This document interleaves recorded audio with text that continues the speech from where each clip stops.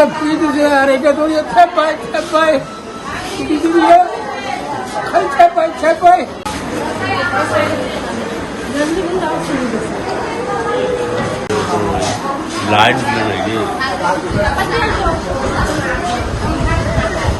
আমরা কিছুদিন আগে তিস্তা সেচ ক্যানেল নিয়ে একটা মানববন্ধন করি, যেটা করার ফলে এই মানববন্ধন করার ফলে অনিয়ম যেগুলো হয়েছিল ওইটা কাজটা বন্ধ হয়ে যাওয়ার ফলে যারা দুর্নীতিবাজ তাদের টাকা পয়সা খাওয়া বন্ধ হয়ে গেছে। অর্থাৎ তারা তখন থেকে আমাদের উপর পুরো ক্ষিপ্ত।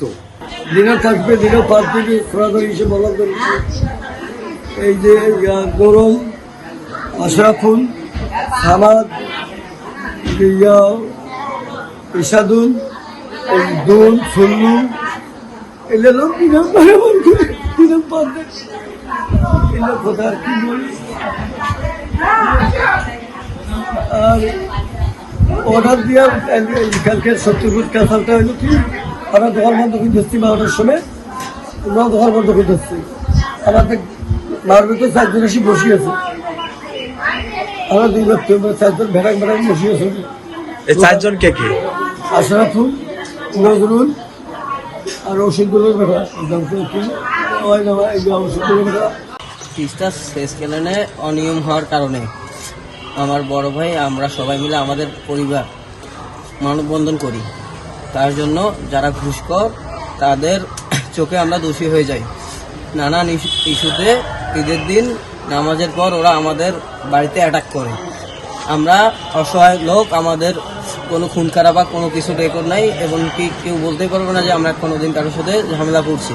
আমরা নিজেদের প্রাণ বাঁচানোর জন্য তাদের নামে একটা সাতধারা করি। এই সাতধারা করার কারণে আরও তারা খেপে যায়। তারপরে গত পরশুদিন আমার ভাই, বড় ভাই, ওই যে ক্যালেন সংক্রান্ত যে চারাগুলো লাগাইছে সেটা নিয়ে একটু পোস্ট করার কারণে তারা আরও ক্ষিপ্ত হয়ে যায়। তারা আমাদের মারার প্ল্যান করে। তার জন্য কালকে কোনো কারণ ছাড়াই আমাদের দোকানে আমার মেজো ভাই এবং আব্বু দোকানে ছিল তাদের উপর অ্যাটাক করে।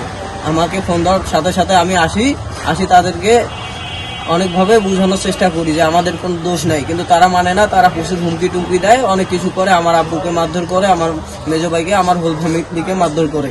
তারপরে মেডিকেলে এসেও মারধর করে। তারপরে আমরা 999-এ কল দিয়ে সাহায্য চাই। তারা 2 জন পুলিশ পাঠিয়ে দেয়। তাদের মাধ্যমে ওই লোকগুলোকে যারা আমাদেরকে মারছিল মেডিকেলে এসে তাদেরকে ওই পুলিশ পাঠিয়ে দেয়।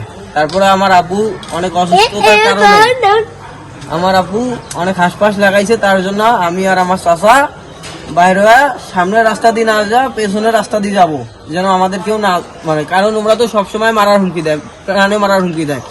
এখন পেছনের রাস্তা দিয়ে ঢুকার সাথে সাথেই আমাদের উপর অ্যাটাক শুরু করে দিয়েছে। আমার টানি ধরছে, আমার চাচা আমার হাত টানি ধরছে, ঝটকাইছে, এখানে আমার ইয়া ছিঁড়ে গেছে। তারপরে 2টা ইয়া দিয়ে কূপ মারছে। আমার হাতের অবস্থা খারাপ। আচ্ছা, কি দিয়ে কোপ মারছিল?